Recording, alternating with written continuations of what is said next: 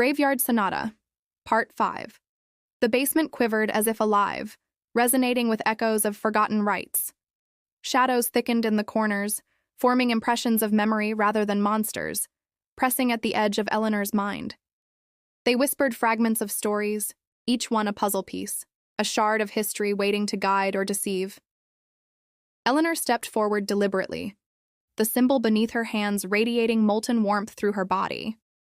Across from her, the creature mirrored her movement with terrifying precision, as though it had anticipated her every action. She realized she was no longer merely reacting. She was in rhythm with the ritual, balancing between command and surrender.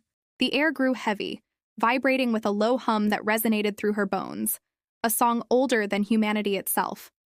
Her thoughts raced, weaving together Livia's notes, the whispers, and the shifting shadows into a single revelation. This ritual was not just containment, but communion. The creature was no prisoner of time, but a sentinel guarding vast, dangerous knowledge. Understanding it required trust, an invitation to bridge the gulf between past and present. The creature's eyes flared gold, its posture shifting with subtle purpose. Extending a limb, it beckoned Eleanor toward symbols she had not yet deciphered. Cautiously, she traced them with her fingers, warmth searing through her arms and fusing memory with intuition. Visions surged through her, cycles of ritual, generations of seekers who had yielded themselves to the shadow's rhythm, each bound to the pattern carved into the basement's very foundation.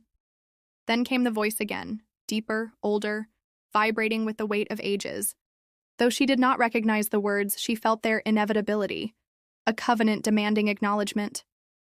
Her pulse raced, not with fear, but with exhilaration. She stood on the brink of revelation, power, and communion with something beyond mortal comprehension.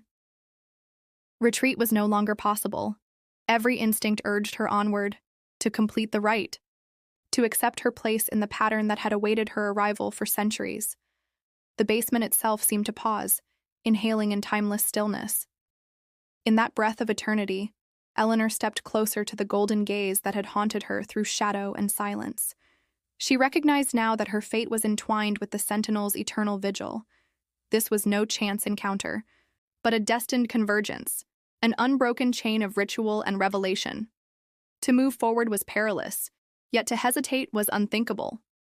With courage burning in her veins, Eleanor advanced, prepared to embrace the communion that would bind her forever to the ancient song of the basement and its guardian.